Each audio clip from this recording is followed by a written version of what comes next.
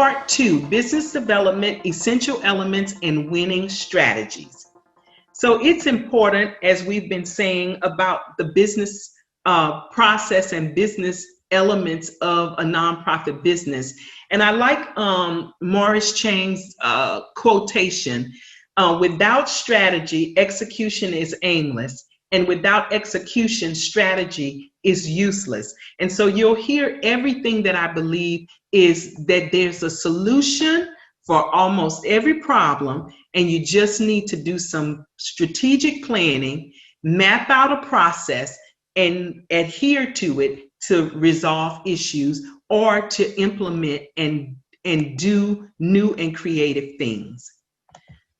So when we talk about our nonprofit organization, now I want to drill down into the sustainability plan. And I had a wonderful discussion with one of my colleagues in January that we were supposed to explore pre-COVID-19 about sustainability plans.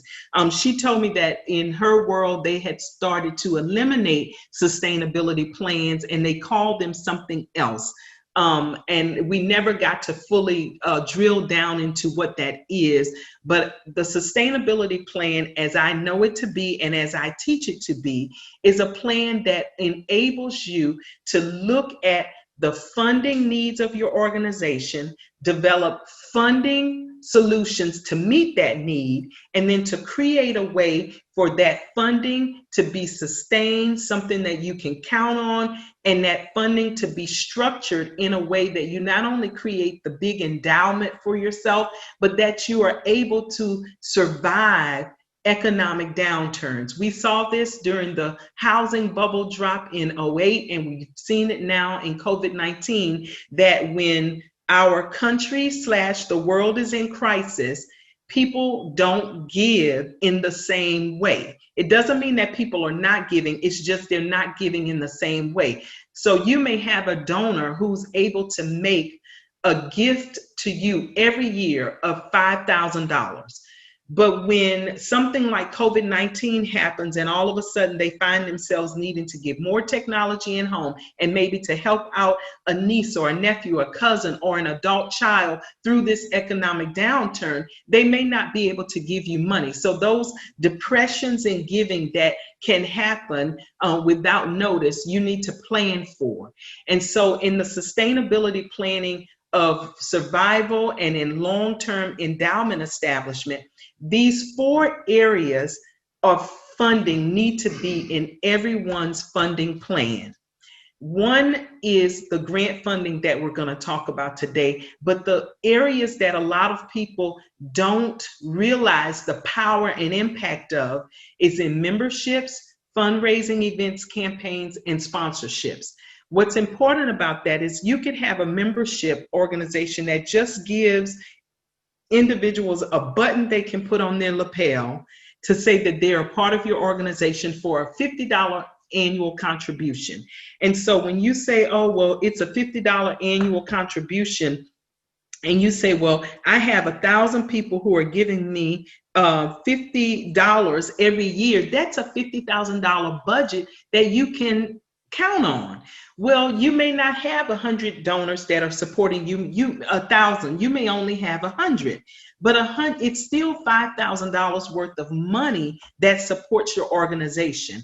Fundraisers and events and campaigns are the sweet spot and sometimes the sore spot of giving, because individuals like the concept of luncheons and breakfasts and galas, and those events are meaningful and they're beautiful and they celebrate the organization, and after it's over and you look at all the pictures and the feedback, it feels good. But oftentimes people put so much effort into the event that they don't actually raise funds. Whereas if you had gathered the same 200 people for an ice cream social, instead of a plated dinner, you may have had less burden and strain on the organization and raised in the end the same amount of money. I hear it all the time that ticket prices were $75 or $200.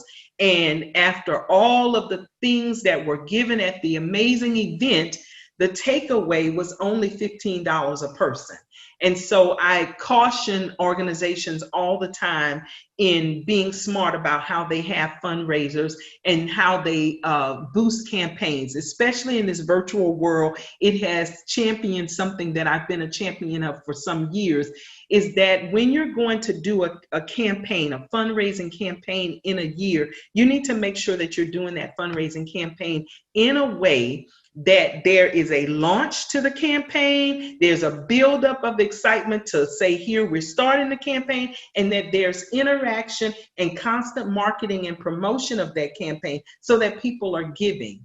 And then finally, in the space of sponsorships and annual giving, corporate donations have turned into micro grants.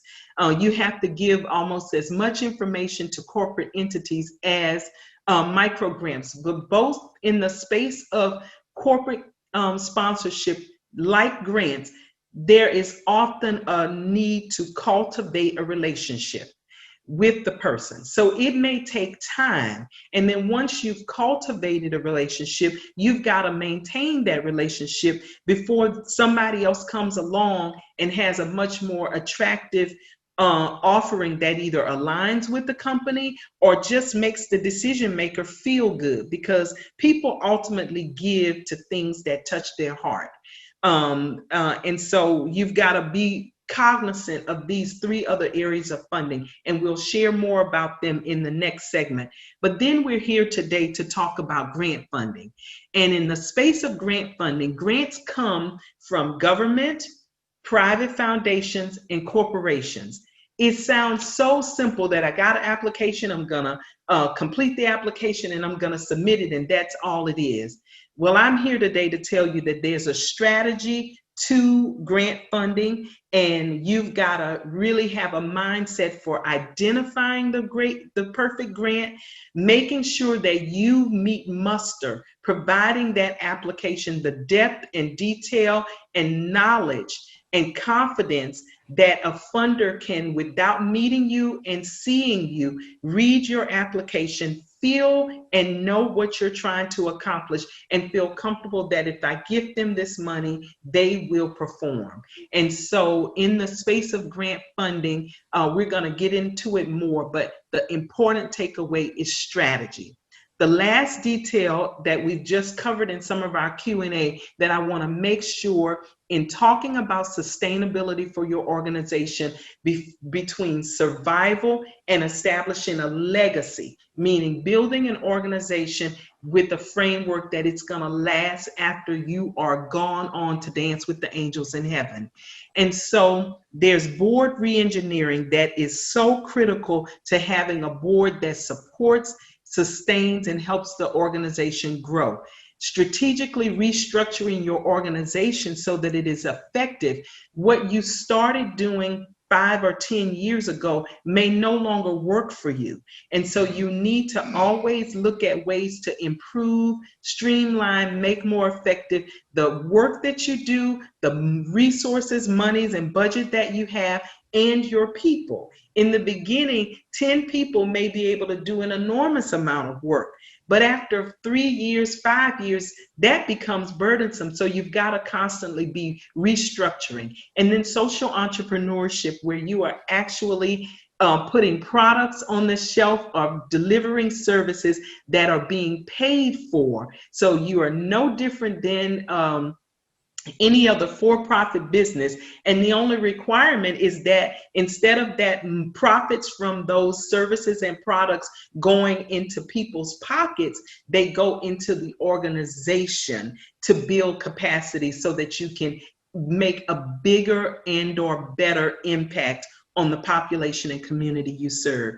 And then endowments. We don't talk a lot about endowment policies, but they are something that I think every organization would benefit from learning about, knowing about, and taking the opportunity to move forward with having an endowment so that you can grow your organization and have some funds that are in place after you're gone and for future generations, if you're building something to last the 150 years, as I like to say. Keep that as a mindset and goal. So now I have a chat room rapid fire question. I'd like to hear from the audience in the 4 categories. Which are you considering? What are you currently employing or you hope to employ more of? And you can say all 4 if it's all of them. But if you're more of a fundraiser person, or if you need more sponsorship from a corporation, or you want to build a membership, a paid membership kind of capacity, or just grants. And I'll share more with you. But can I hear from the audience? We're seeing grants, fundraisers, giving campaigns, sponsorships, all of the above, considering membership and grants, all four, have a variety of all of the above. So it's a good mixture. That's wonderful. That's wonderful. I'm excited to hear that there's a variety, and it's because of this simple truth. Grant funding is competitive, and it's difficult, and even a long lead item. And if you don't go into a grant scenario with a relationship where someone knows you, has been looking at you, and wants to fund you, grants are competitive. And so I like for my clients and for all nonprofits to be thinking about a multifaceted funding plan instead of just grants. So I'm happy to hear that from everyone. And let's move forward. Jennifer? Yes. To that end, there was something much earlier on that, and this is a good time for it. Someone said it would be great if you could address the issue of small nonprofits pitted up against large corporate nonprofits for state, local, federal grant dollars. For example, a local hospital going for the same dollars as a small CBO or faith community. The large corporations can normally bill for services provided. You know, how do you address that? So there are 2 big and short answers. One is collaboration, and the other is relationship build. If there is a larger organization that is getting the bulk of the resources from anything in any area, it's always wonderful if you go to them to ask if you can be an implementation partner with them. If let's say you're servicing 1,000 people, go and ask them if they would allow you to have 50 or 100 of the 1,000 people because you want to grow an organization. Ask them how can they partner and provide support and capacity. If it's something competitive like the billable side, then I always say go to the entity that is providing the funds, especially when those funds are coming from a government entity, because that's where you now have to become such a champion of your cause that you now have to go to, whether it's local or state government officials and even federal, but usually this happens on the local and state level, where you have to champion the agency that it's coming from, the individuals like your legislators or your county councils who are responsible for approving budgets, and people like your governor, mayor, and county executive to say, listen, there's a problem. We have this service. We want an opportunity to grow. And sometimes people don't like hearing the word in the for-profit world, but it works definitely in the public government space. It is called a set-aside. And so to make people realize that by giving all of the business or the majority of the business to one entity or to 2 big giants, you're missing services to a certain population, like the elderly, like high need communities, low income communities. You're missing segments of the population, and or you're not giving us an opportunity to grow and bring our unique talents to the table. And that is something that takes time, but it's something that you can definitely be effective at doing, because most of the time the decision makers are looking at what is the need and is the need being met. And if you never go to them and say, hey, the need's being met, but it's boxing us out and so on and so forth, they will usually make some decisions to say, hey, we got to think about our small organizations. It's a strategy. And so it's a great, great question, as all the questions have been. And I hope that that's the beginning of an answer and something that warrants more discussion. And did you have another one, Cara? Yeah, I'll put this in at the moment. On the slide about the sustainability plan, Yes. Let one me of go the back things to that this. was not listed was like fee for service. And we know that in Southern Maryland, a lot of our organizations are dependent on fees for service. So we were wondering if you could address that as part of that sustainability plan. Yeah, absolutely. And so under the fee for services, that is what I put in the memberships, partnerships, and grant funding space. And let me explain what that means. If you're a nonprofit organization where I'm talking about the social entrepreneurship, your fee for services, that's actually what it is. It's a service that you're providing that you get funding and fees paid for, and from that you're able to get a little bit of profit, and a government entity or another larger organization may be using your fees and engaging those things. Then it comes down to if your fees that you're charging are sufficient to cover the overhead of the organization and meet the other program needs of the organization. If your overhead and program needs are not being met, then there needs to be a negotiation. And again, recently, as in COVID-19, a number of entities have been funding testing services. And so the government put a ceiling on the dollar amount that you could charge for COVID-19 tests. That kept uniformity between private sector and Medicaid, Medicare paid for those tests. And then you had entities that had higher fees than the government was allowing, or higher costs than the government was allowing. And those individuals have had challenges in securing funding, in winning contracts and awards, and the like for the services that they feed. So they went back in, and the government kind of changed the emergency use authorization rules to accommodate for that issue. And so once again, communication and working towards a resolution is very necessary. And that's a conversation that I would love to have with those who need that. And maybe, Cara, you and I could have some conversations about some kind of small follow-up roundtable to think about ways to address that issue. Absolutely, we would love to do that. Yeah. Okay, that's just making notes. Yeah. Okay. All right. Thanks. Let me go forward. And thanks everyone for the rapid fire question answers. I really appreciate it.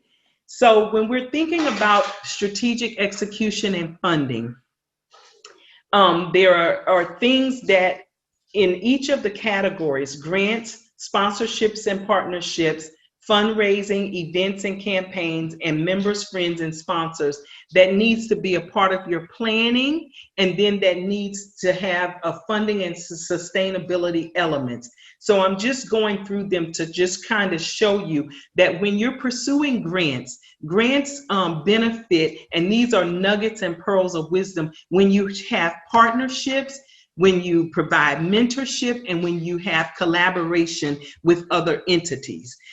For example, if you're going to deal with food insecurity, and I'm a funder who's going to pay somebody to provide food resources to the community, well, I'm celebrating the person who can have a drive up and a socially distanced walk up, pick up service, that has a delivery service for some entities, and that also provides some hot plate food feeding entities. I choose that organization over an organization that's just gonna have food for people to come and build up. And then if you say, well, we're going to collaborate with all of the churches and nonprofit organizations in our community to do feeding so that we can reach more people and make sure that we're addressing the needs of seniors and the needs of essential worker families, where the adults may have to be out working and older children are keeping younger children, and there's a gap to fill. I want to talk to those people. And when you look at the funding and sustainability strategies for grants, it's prospect research, having a grants calendar, knowing your application, and whether or not to have a writer to outsource it or to have someone trained in your organization to be able to do that. When it comes to sponsorship, your planning and execution should be focused on the impact, the targeted demographics, and the messaging. Corporations want to align themselves with people who are going to give them a good story that they can show we are great corporate citizens to the population that they are doing business with. So, for example, if you are Colgate, and you are working with colleges and universities, then having a partnership to say we're going to do something in that space helps Colgate build a brand recognition and relationship with people who already use their services, and to get all of the young people who are not yet parents, not yet running households, to buy into them. So that's a weak one, but an example of why you need to align with the corporation's impact, the demographic market that they're trying to target, and the messaging that they want to say. You want to complement them and let that be the strategy that you go to say, hey, we can help you penetrate this market or make an impact or touch this community that already uses your services. For fundraising, the nugget is you want a marketing plan, a digital strategy, and engagement.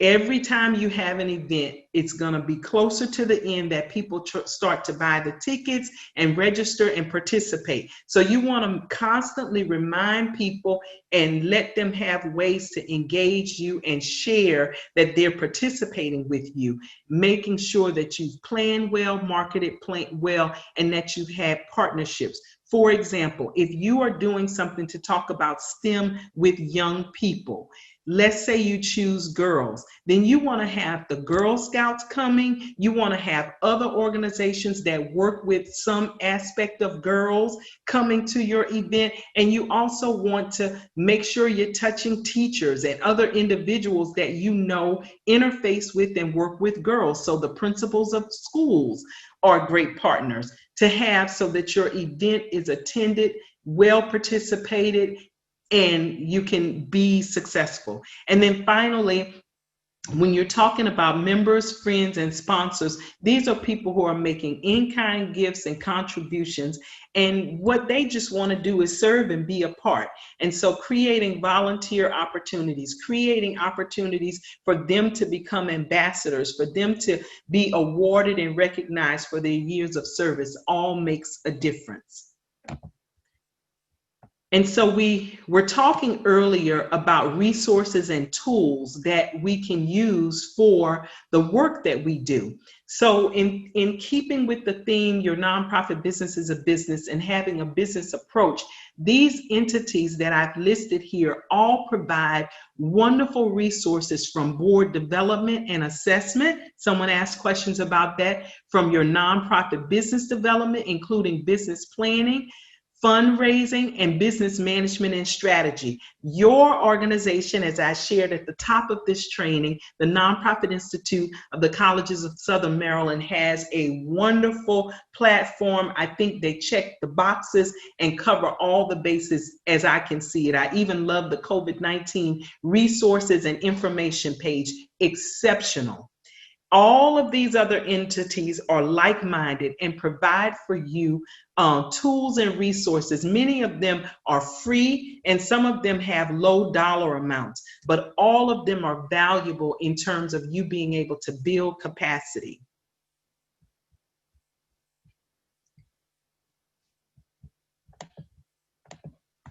And then we're going to go back to that funding plan organizational chart. And I want to drill down and drive home a very important point.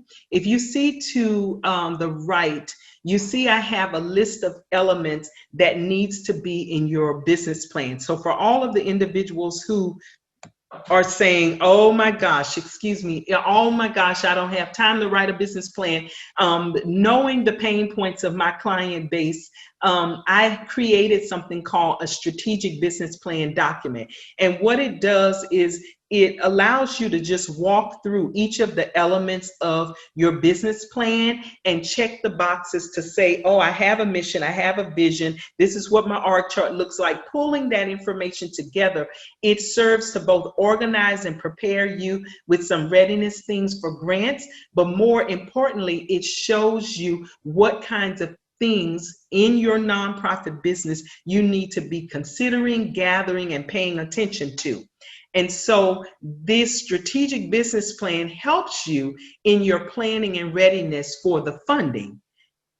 And when I show you here on the roadmap for funding success that we started the top of the training with, each of the elements in that strategic business plan box, I'm showing you where they fit.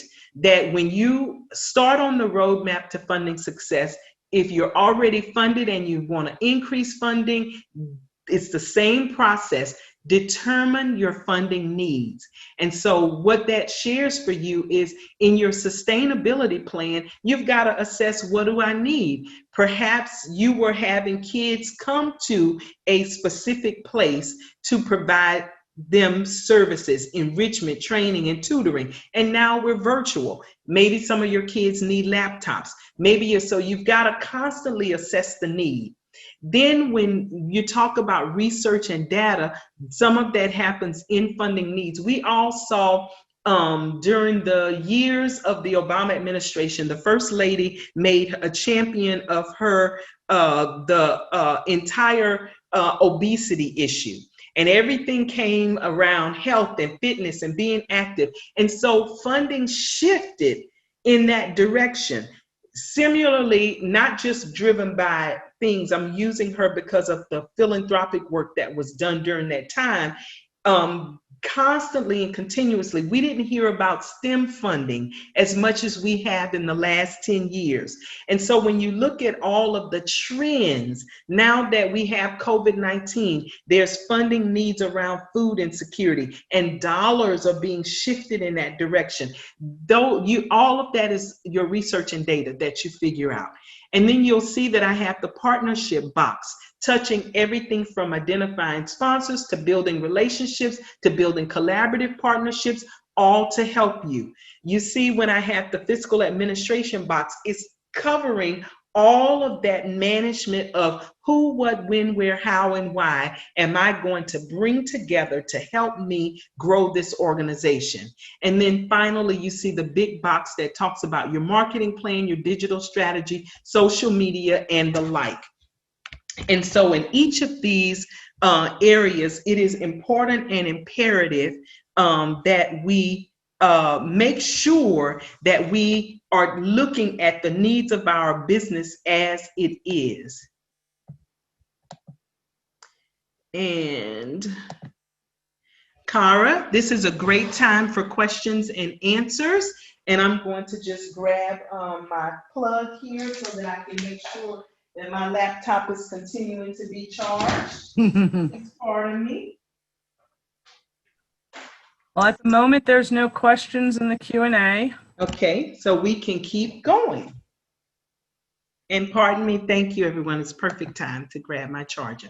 The third part, funding and sustainability, leveraging and executing strategies to win. So I'm just gonna start this off that I planned for the categories of funding, and I'm so happy to hear a little bit more about the fee for services, and that's why, Cara, I'm appreciative that we'll do something to try to see how we can do a follow-up roundtable to talk about that. But I'm gonna move forward with the training and strategies in the funding and sustainability for grants, the funding and sustainability for sponsorships and partnerships, for fundraising campaigns and events, as well as members and boards. And these are nuggets of wisdom for you to learn. I'm going to focus on grants and take good notes and get ready to answer great questions.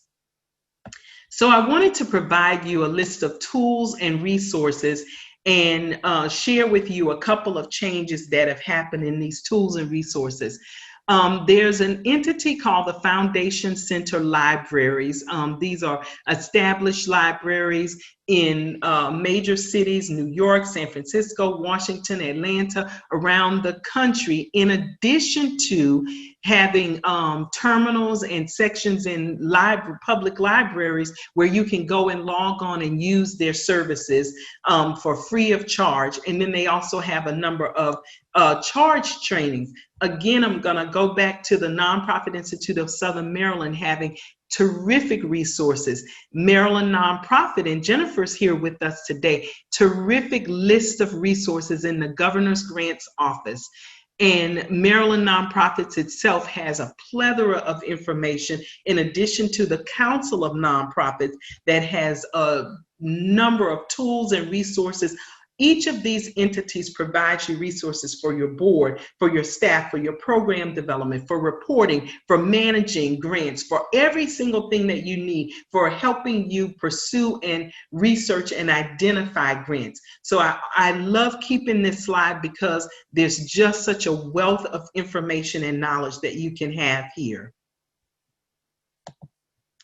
In addition to that, I wanted to just underscore what's important about each of these areas. When it comes to grants, readiness provides an edge and relationships are the secret sauce.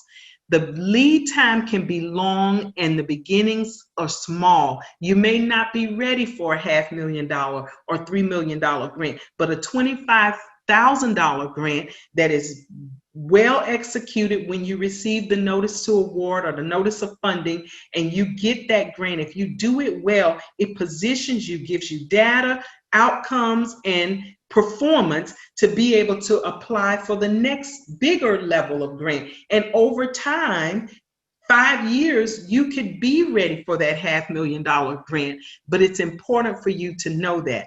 Sponsorships must be targeted, well cultivated, and remember that they are transactional.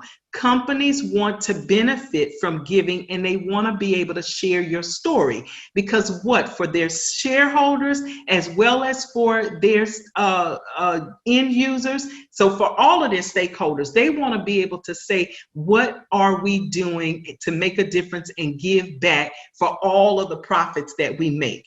And so we've seen and been very pleased to see a number of companies step up during these months to provide funding in these new areas. And it's been really good, especially in the food insecurity space and in the people being unemployed and getting assistance. It's been wonderful. Even though things are depressed and the uncertainties prevail during this unprecedented pandemic and the social justice pandemic, it's still beautiful to see so many people reaching out and investing and giving, the high net worth individuals and corporations. Because of COVID-19, fundraisers, campaigns, and annual events are really being hit hard. I think it's the hardest place next to surviving and employment, but it's a definite space that you need to be aware that it's all about public campaign. If you hear about it and you see and you know, you give. And now the strategy is for people to transition from their events into a digital SMS text message format and to be able to send people reminders, kind of the way we see all of the political campaigns that are constantly pushing notices and pushing and give, and can you give $3 and $2? All of those things make a difference. And so for your nonprofit organization, you can do the same. And then memberships and partnerships help you to build capacity. Having volunteers, they become your champions. Having partners, they become a resource. All of these things, if they don't make you money, they save you money and really helps you to grow.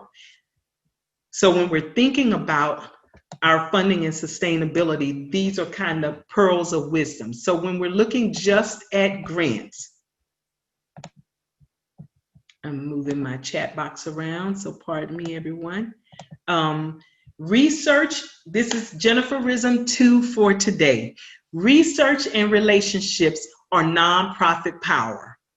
Doing the research to identify the right grant is truly the secret sauce. It's where all of the power is. I have watched organizations apply for grants that they were just completely not ready for, and spend good money and invest good time with their staff.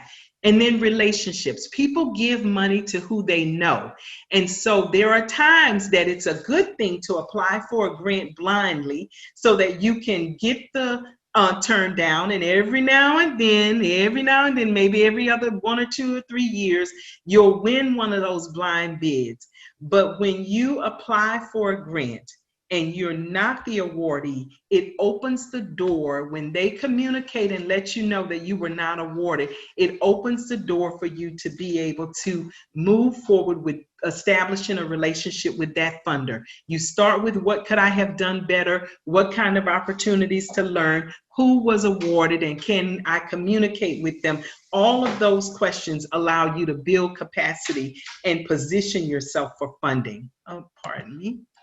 So when we're thinking about the development for a grant application, we always think, oh, I found a grant and I want to submit it. I want to apply for it.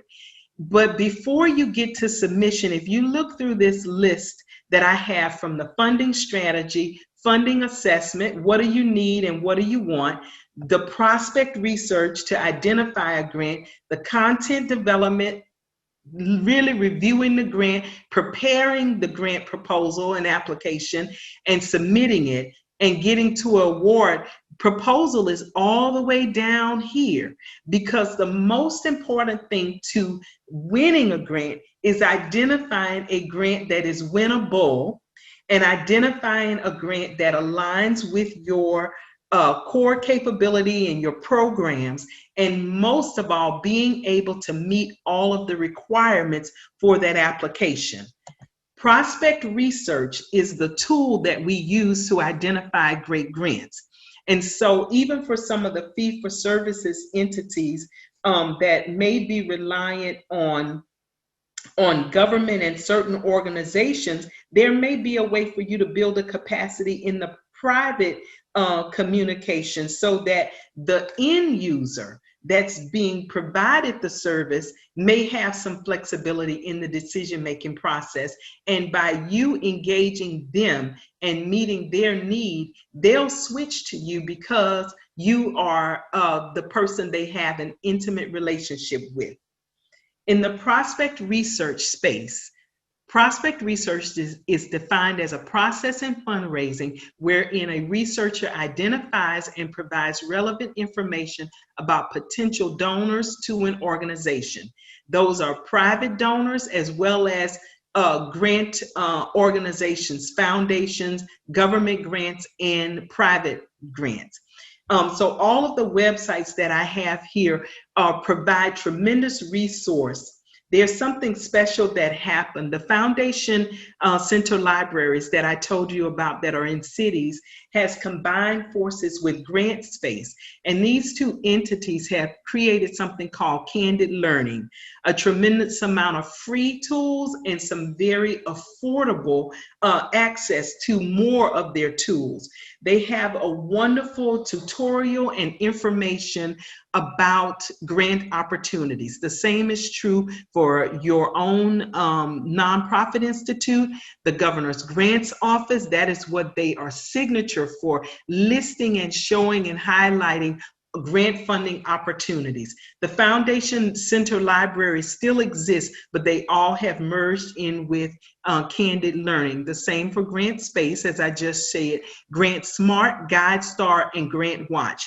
And so I'm gonna tell you that there are some little tricks to the trade to be able to do excellent prospect researching, but I can tell you on more than one occasion, especially for one of my large established foundation clients, if they present me with 10 grants a month that they want to apply for, I'm eliminating 7 to 8 of them a month.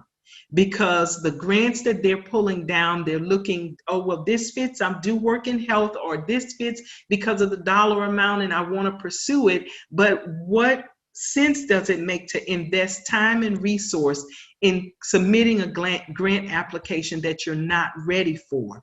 I have another wonderful client who we were able to employ a beautiful strategy for her nonprofit organization. She has the right relationships.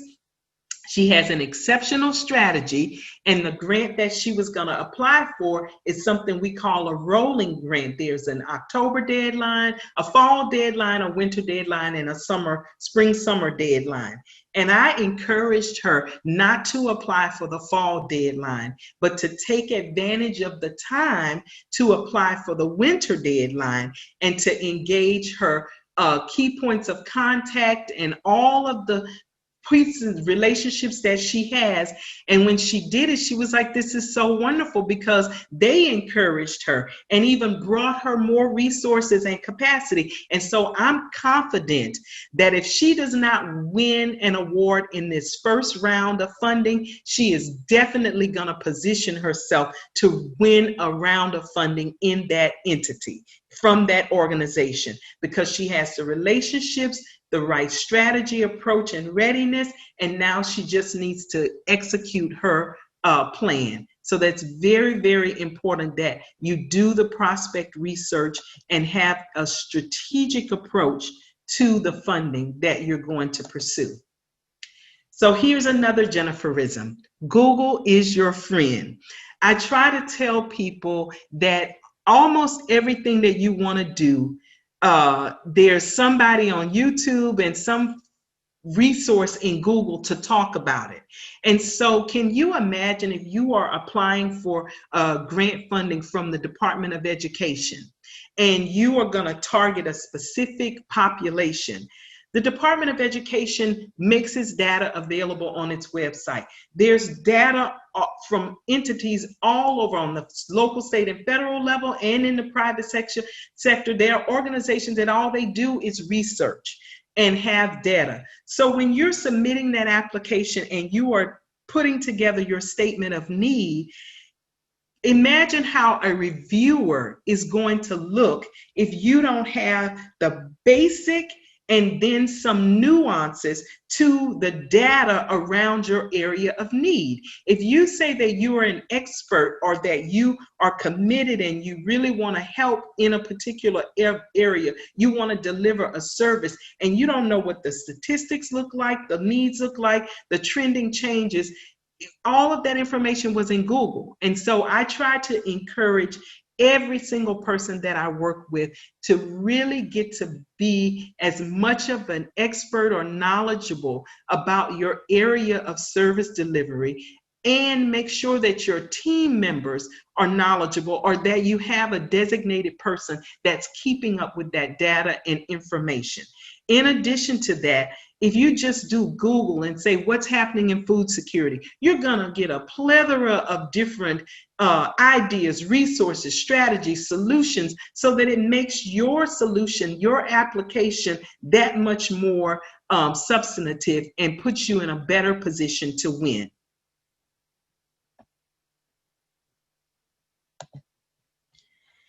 And again, it comes down to the application. And you'll see later that I say you as a decision maker, especially for the authorized, you're responsible for the grant that you submit.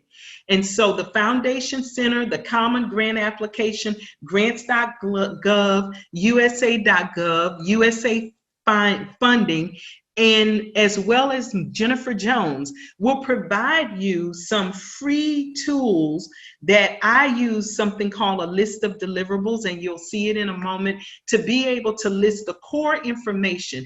Every single grant application generally needs business information about your organization, Then your actual project or program narrative that talks about what you're trying to do, the need for it, what impact you're going to have. What's your logic model? What are you putting in and what is your outcome? Have you thought through every aspect of the services that you say you're going to deliver? How can you deliver those services better? What are you going to have that's valuable, new, more beneficial to the population that you serve? And so reading and knowing the application is important. And then they want you to prove to them that you have the organizational capacity to do the work. And then finally, they want to know what your budget and numbers look like. And so here is my list of deliverables. And I developed this list some years ago from the federal government's SF 424 services. On grants.gov, they have implemented and put in so many wonderful training tools. They've recently updated the website and continue to try to simplify it, but they have so many tools for using their website that translate their services for government grants that translates wonderfully into foundation and private sector and state and local government applications. But again, you see here these big categories: your business profile, having your letter of determination, all the things that I said earlier, in a binder and in an e-folder at your fingertips, the grant proposal or program itself, and then resumes, who's going to do the work, show them the org chart, show them the operation, show them the process flow for whatever services you're delivering, and then having a budget and a budget justification, and then all of those supporting documents, your letters of support, demographic information, agreements, memorandum of agreement with certain organizations, all of those. If you're doing something and it's capacity building, or you're going to be doing some form of construction, they want to see all of the drawings, design. So it's a tremendous investment that you're making for some of those high dollar grants, but almost all grant applications, even corporate sponsorships, if you go for a Wegmans $1,500 community grant, they want to know, who are you? What are you doing? How many people do you impact? What kind of population? The same for Walmart. All of them have transitioned into needing information so that they're making good use of their money. So when you're reviewing the actual grant application, it's important to look at the proposal narrative. Like in the beginning, a lot of people skip over that background and proposal information, but that information is so valuable because it's telling you what is their priority, what's their frame of reference, what's their train of thought in funding. And then in addition to that, you want to be able to really look at what they're asking you by way of your organization, your management plan. Grants management is one of the most under acknowledged needs for grant funding. Not just, am I going to give you the money because I have heard a great story and your budget fits and we need to make this award, but they want to know that you're going to be able to get the job done, and how you document that helps so much that annually and at the end of the year to be able to say, you gave me $300,000, this is what we accomplished with it. It is the best thing to position you for future funding with that organization and other organizations, and most importantly, to increase your funding level. And so the experience, past performance, your budget justification are all necessary. Grants are requiring an implementation plan. You'll hear a lot about logic models in some of the government grants, where they really want to see that you've thought through the use of funds and giving them some kind of assurance for success. And then the targeted group. Throughout COVID-19, I have written and I have planned the strategy for more grants that were focused on reaching people and touching people. As this pandemic has gone and numbers have spiked and all of the things that have happened, there was a big push back in April, late April, early May, when they thought we could reopen the economy for contact tracing. And everybody was talking about contact tracing, and we need to do contact tracing. But as the numbers begin to to stay up, sustained, or they begin to spike in June and July, they dropped contact tracing. And so there were organizations that invested a tremendous amount of resource into applying for those grants, and they were simply canceled. I know that COVID and the things that I share about it seem like, well, it's just special to COVID, but it happens all of the time in terms of you needing to know what the aim of the funding source is, because funding shifts happen. And then collaborative partnerships, I can't speak enough about them. A number of funders want to see in those community outreach grants when they were addressing food insecurities and all the needs, emergency needs that people had and still have. There was a tremendous amount of value placed in a nonprofit organization that was able to show partnerships with other entities, all coming together for one targeted delivery. And so don't think of collaborative partners as the enemy all the time. Think of them as potential strategic partners, and how you build those, how you design the MOUs for those, and how you come into a contract for those partnerships is truly, really very important.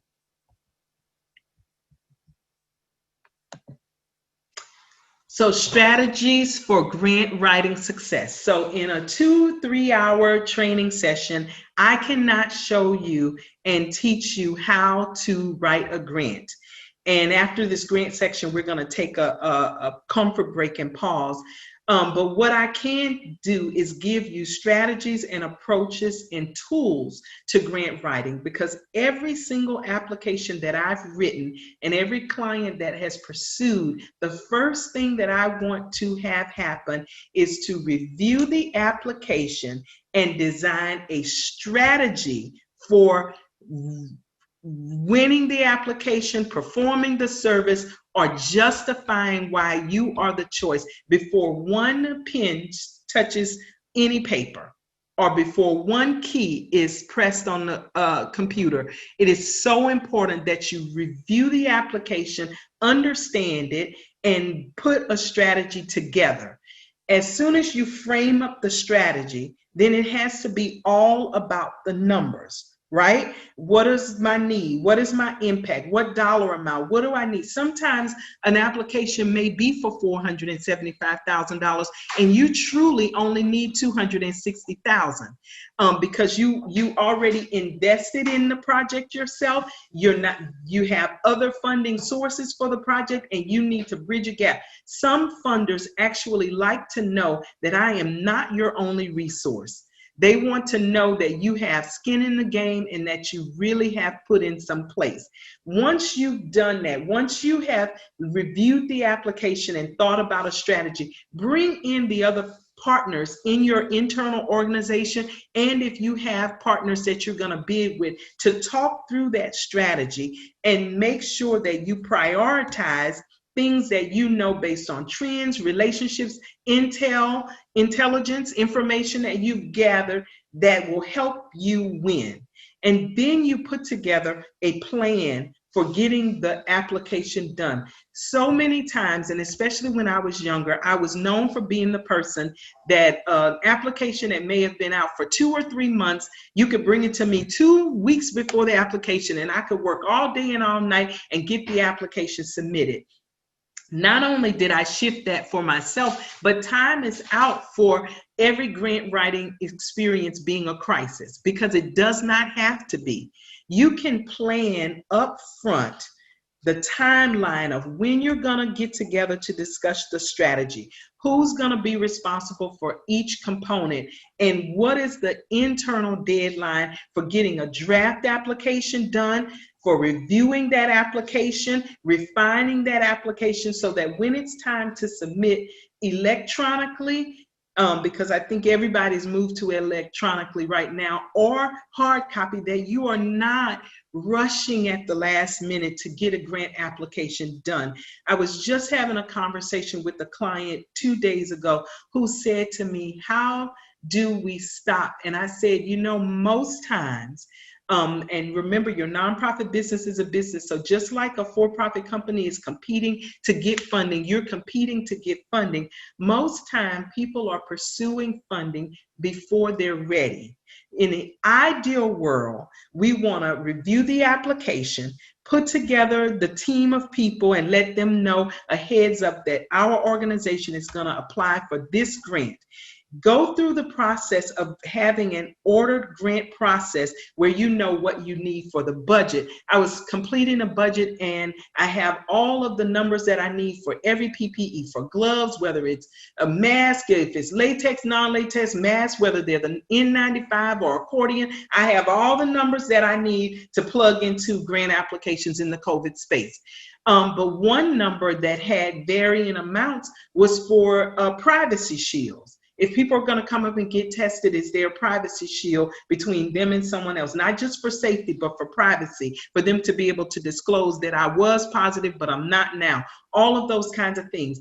And something as simple as needing the cost for that item made a difference in whether or not the budget was done. And so had I not realized that in my planning phase, it would have been a crisis right before finishing up the application. Things like that make a difference in the quality, because once you develop a really good grant application, here is another nugget of wisdom. Now you have a core template to go back and pull information for other applications. You may not be duplicating it exactly, but you're not starting from scratch. So that's why I like to share with my clients that you can begin developing elements of a grant application from this list of deliverables as soon as right now, because nothing prevents you from knowing the data, the numbers of your organization. And then the old adage, a grant writer or not, simply put, it's a decision to make, and I'll talk about that more after our break. So here is another Jenniferism that you must remember. Nonprofit funding is a competition. It is a competition. The question that Cara asked about fee-for-services, it's a competition because it's business. The funder wants to know that they're throwing good money, that they're not throwing good money after a bad idea. So they're choosing the best, most highly successful, the organization that has the potential to be successful. That's who they're choosing to give funding to. So realize that you're in a competition about packaging. They'll always say, oh, we don't want a lot of glossy brochures. What they're telling you is, I don't want your marketing material, but I do want to see pictures of you and the kids learning. I don't want to see this, but I do want to see pictures of the work and service you're doing when you're preparing meals, because those things let me know that your organization is really working. And so when we talk about the grant submissions, here's what you need to be successful in the competition. An outstanding package. Right now with the electronic, a lot of people are saying, just email me the grant application. And so when you take the time to design a beautiful cover page and to have borders on the pages and to have all of the page numbers and proprietary information, all of those details make your application look great. A table of contents, well organized. Answer the basic questions, and then in addition to answering the basic questions that you need, also be able to do the data and substantiate with data that this resource, this entity, this academic organization, this research entity stated, this article, this website talks about this. Substantiate the who, what, when, where, why, and how. Then show them in your budget and in your logic model, your outcomes, that you have put skin in the game. I had a client that I said, you know what, you're talking about doing leadership, and leadership is wonderful, but you are waiting to get a big $500,000 grant to do your leadership training. You could have been bringing 20 people, 50 people together, doing leadership trainings for 6 weeks free of charge, just to get the data and the numbers to show how you have been able to do leadership training that resulted in people getting workforce development and securing jobs. Leadership training that increased a group of students' grade point average. You could have been doing it all alone instead of waiting to get a grant to do it. And so just that's important. And then whatever budget you're going to have for any funding in the philanthropic space, you've got to talk about justifying the budget. That, the pickings are slim sometimes the funding is well, but people want to know, what are you doing with my money? Justify why you need this. And everything is about outcomes. And so when we're thinking about outcomes,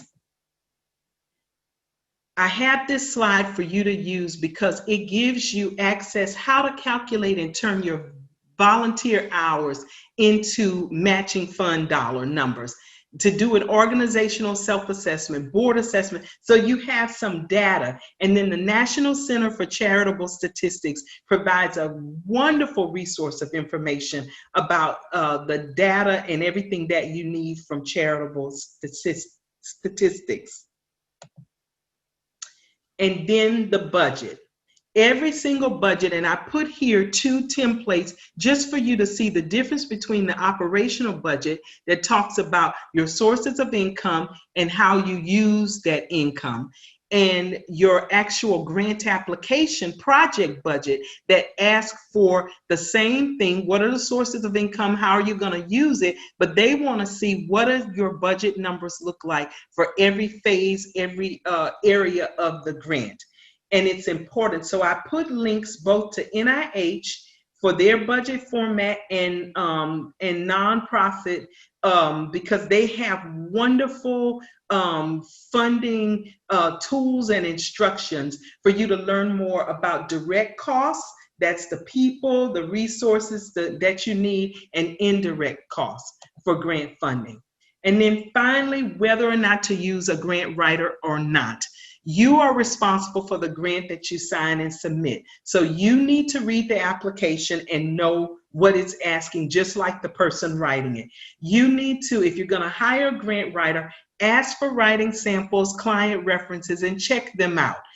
Make sure you have some kind of agreement, even if it's 1 page. When can I expect when are you going, what is my deadline, internal deadline before the submission? What kind of review, what kind of information, what are the terms and conditions? How are we going to work together? Are we going to update every 2 days? Are we going to have an update every morning? What are we going to do? Because grant writers are only as good as the information you provide to successfully submit your grant. Remember, even just that business profile information is a lot. And always remember, you get what you pay for. If you don't take the time to vet grant writers, it has broken my heart. If it's happened once, it's happened 50 times, where individuals, organizations paid some person to write a grant and they gave them a poor deliverable, or it didn't get submitted, or the grant application that they provided for them just did not sell the story. And so it's important that you choose well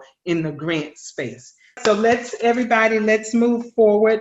I promise you we have about 15 to 20 minutes more left, and then I'll turn the floor back over to Cara. So we talked about grants. And I hope that the no questions mean that the information that I shared was well received and well understood. And I just want to touch on the other funding categories. So sponsorships.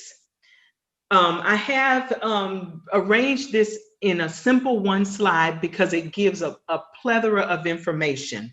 So for funding and sustainability sponsorships, you're looking for funders, donors, and partners. So from the sponsorship partners, they can be corporations, large foundations, businesses, stronger organizations that have and that participate and support annual galas, gifts, and everything that you need. Whatever you're going to do, they're going to provide you some kind of support.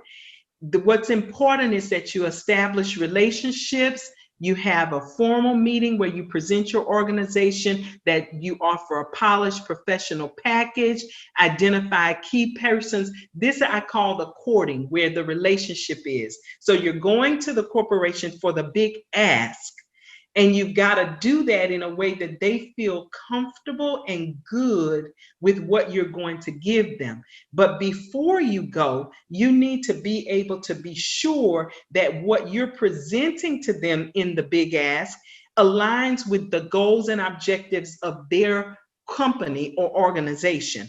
I have a client who every year, because his wife is retired military, his and her company has a funding campaign that all of us have to do around the holidays is point, click, and purchase shoes from Amazon or the other stores to go to the organization. So because there's a code, all of us who give shoes every year, they get to track how much dollar amount they're giving and so forth. And that's just how they donate to this nonprofit organization, by getting their circle of friends, their clients, and their customers to give to the organization's event. And they get some acknowledgement that we gave $50,000 in shoes, or 20,000 or 100,000. It doesn't have to, but it needs to align. And what's the alignment? The wife is retired military, so they're giving to a military organization. And then your board members and officers of your organizations, as well as your volunteers and members, should be helping you to establish corporate relationships, to cut down on the courting time. And so personal relationships give. I have a colleague who says she courted Apple for this organization, for a very high profile nonprofit, for 6 years. But guess what? She got a $40 million donation, sponsorship from Apple. And they had a huge event to kick it off, and it was amazing. But it took her 6 years. So imagine if she didn't have a multifaceted plan. And then fundraisers and events and campaigns.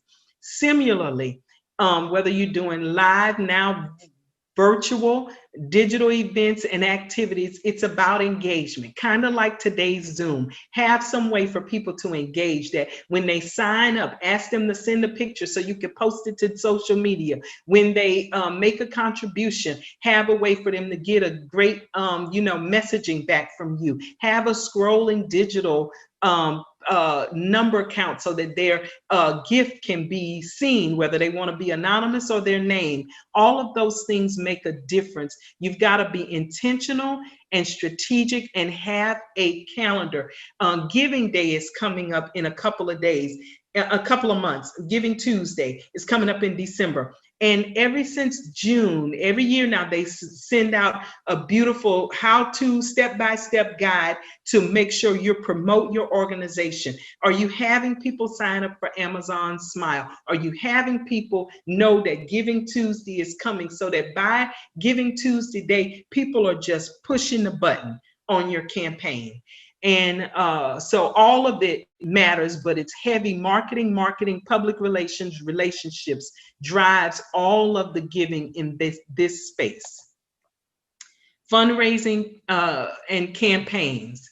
Once again, I just mentioned all of these, most of these, and it's just important. These are low-hanging fruit. On Facebook, every year for my birthday, I pick an organization and I fund $300, whatever number I pick. If my people don't give it to me, I close the gap and I give a gift.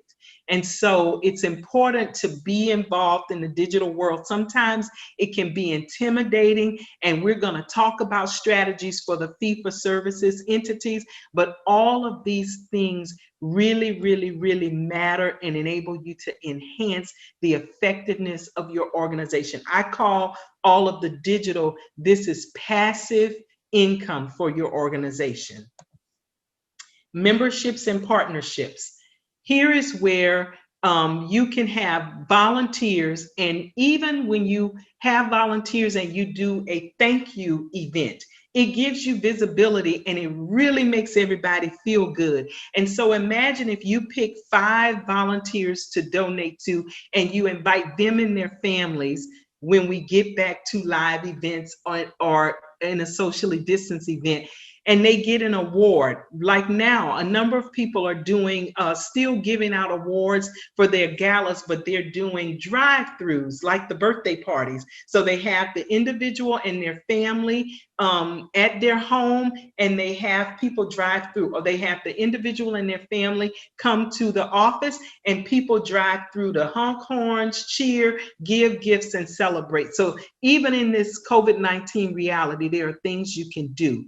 But having a Friends of organization is a way for you to, when you meet and greet people, when you meet people socializing, however you do, and say, go to my website, hey, become a member, because that little $25 a month, a year, little 25 a year can amount to much when it's 100 people one year and 200 the next year. Incremental growth. There's a campaign that I love called the 100,000 Strong campaign that simply asks 100,000 people in a community to pick a day and give $1 or $12 for the year to the campaign. Can you imagine raising funds where you've just asked people for $1 instead of $20, or instead of $100, or instead of the cost of a ticket to some event?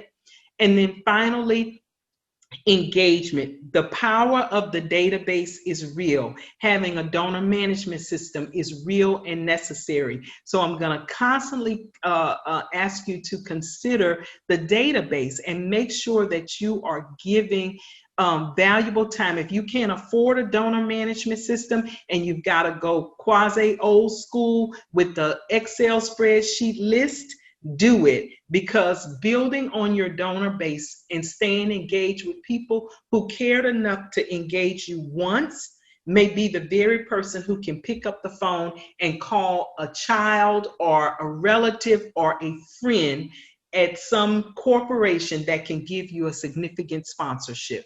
So just remember the power of the database, both for your donors, your volunteers, your partners, and everybody. It is so essential to the well-being of nonprofit organizations. So here is my personal chat room rapid fire. Have you learned anything new today? And I really want to see what the audience and participants are going to say.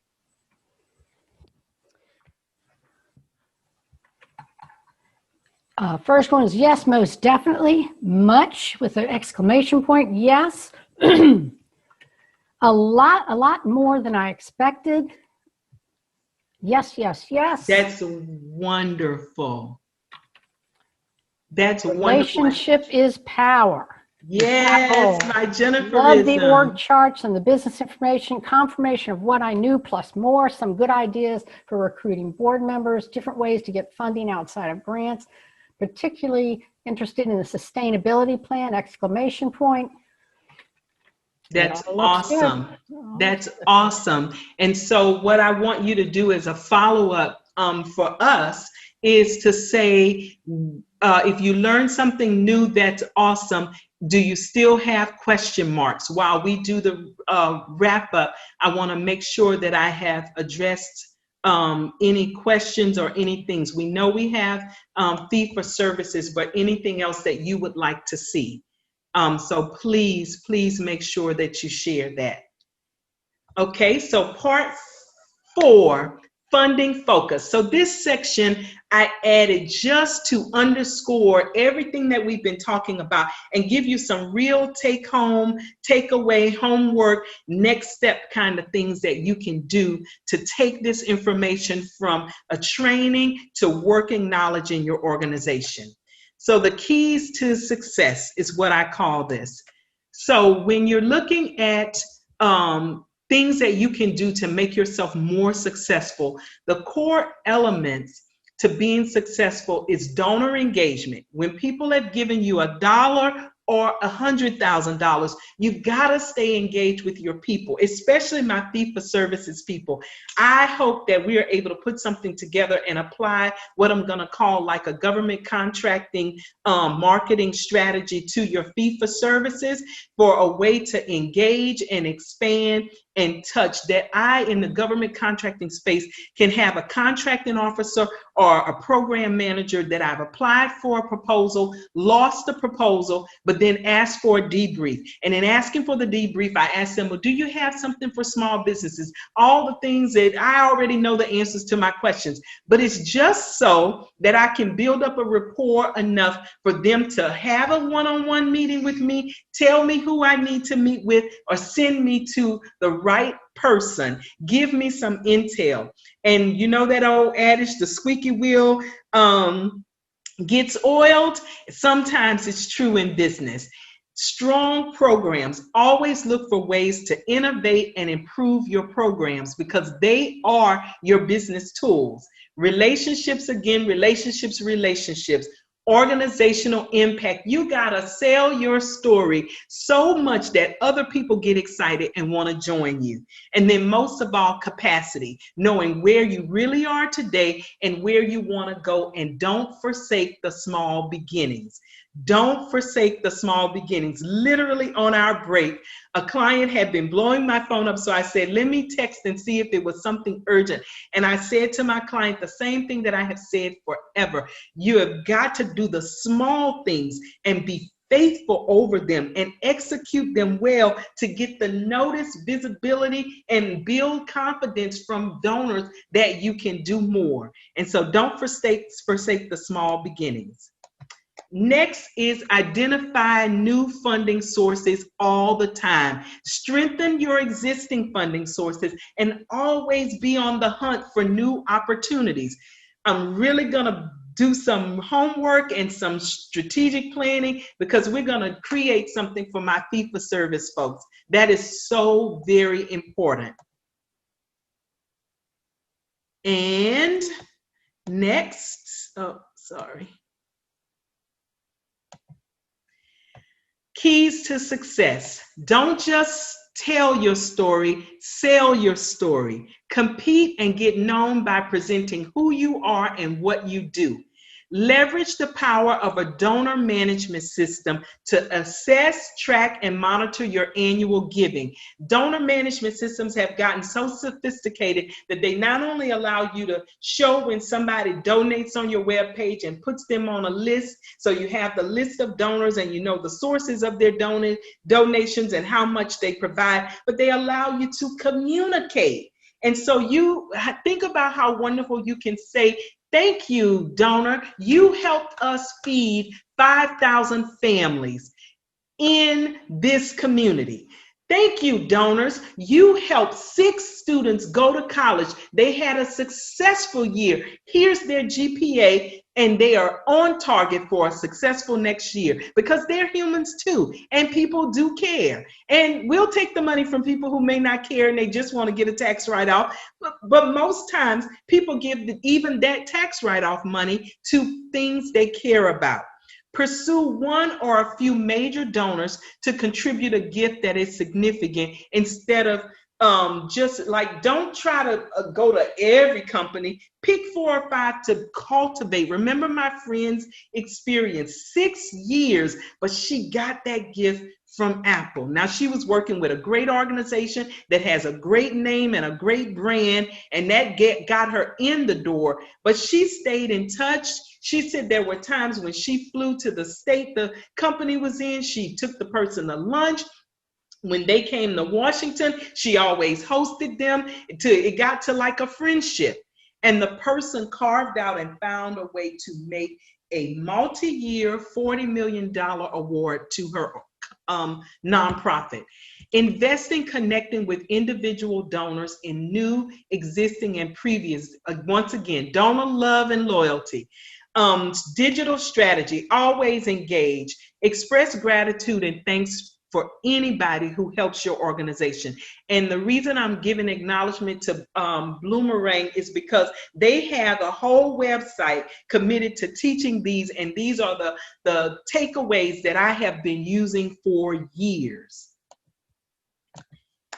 Now, that's all of my Q&A. And before we go to questions, I'm gonna go to this one more slide. Takeaways and next steps on the roadmap to funding success. Assess your immediate funding need.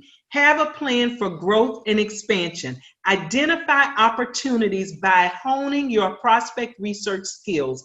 Prepare for internal readiness. Know your areas of confidence. Sorry for that typo, please forgive me. And gather as much data in your area so that you can be the expert, so that you can tell a funder why they need to expand funding, carve out funding, do what you need for you to be successful. Establish a funding strategy. Invest in your own success.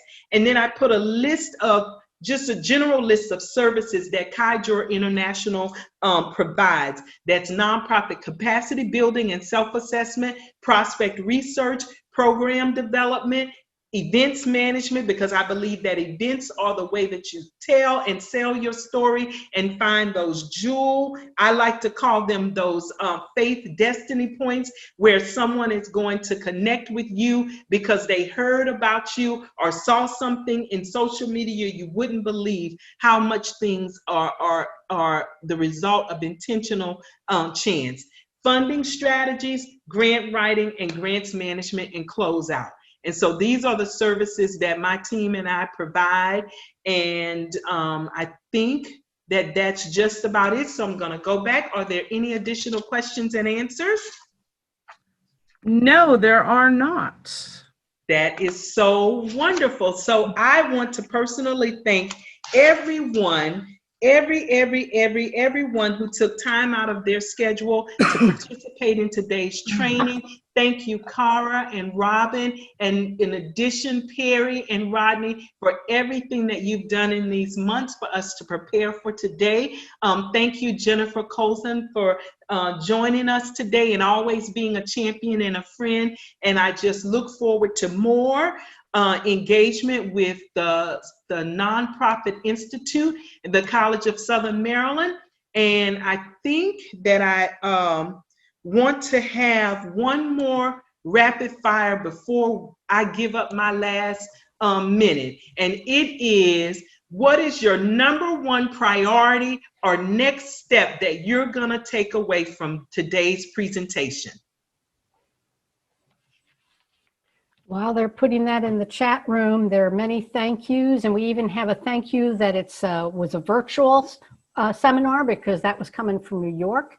And let's see, number one, expand our sponsorship plans, look for partnerships, court important ones, friends of the organization, revise my bylaws, building relationship to find sponsorships, let's see, expand fundraising efforts, research prospects.